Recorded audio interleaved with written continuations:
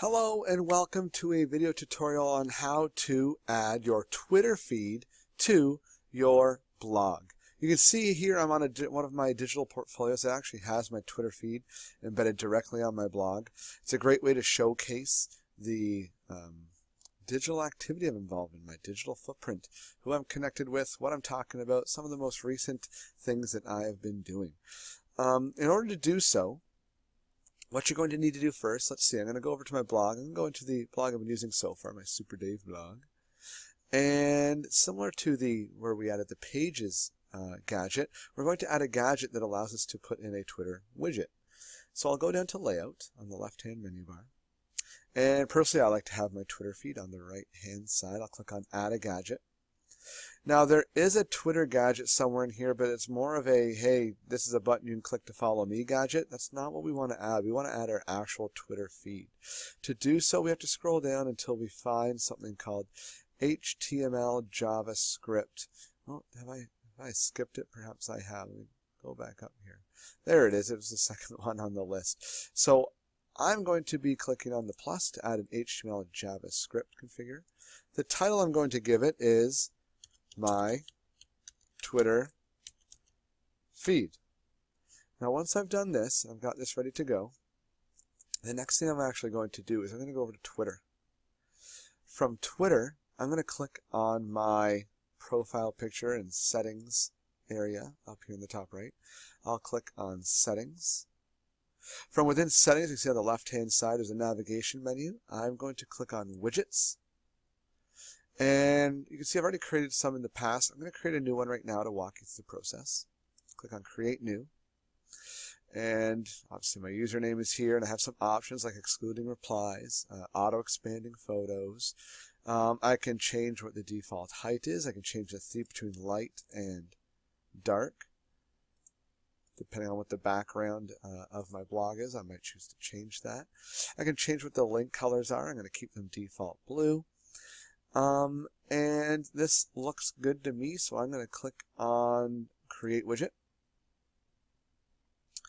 And it says to me now that my widget has been created, at which point in time, you can see just below this Twitter feed up here, down here you can see here is the code, similar to an embed code, right?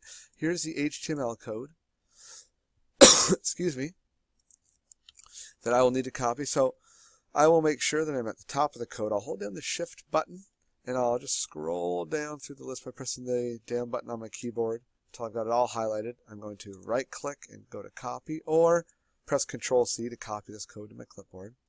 Once I have the HTML code for the Twitter widget, I'll go back over to my blog. Oh, I got to pull up that pop-up window. There we go. There it is. That I've created the HTML JavaScript widget, titled it My Twitter Feed, and the content I'm going to have, paste my Twitter widget HTML code into there. I'm going to press save,